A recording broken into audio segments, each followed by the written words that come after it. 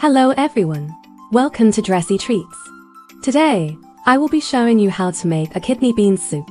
You're going to need 1 cup of kidney beans, 1 diced carrot, 5 cloves of garlic, 1 tablespoon of lime juice, a little ginger, a sliced big onion, 1 diced tomato, half a teaspoon of chili powder, 1 cup of coconut milk, 1 tablespoon of oil and some salt. Now let's get started. Wash and soak the kidney beans overnight.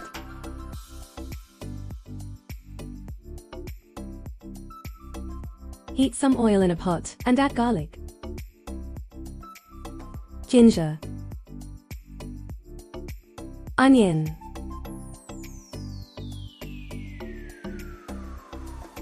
tomato, salt, and mix. Add the carrots, kidney beans, and chili powder. Mix again and add water. Cover the pot. You can also use a pressure cooker here. Boil until tender. Add milk and mix. Off the stove and let it cool. After cooling, blend the soup.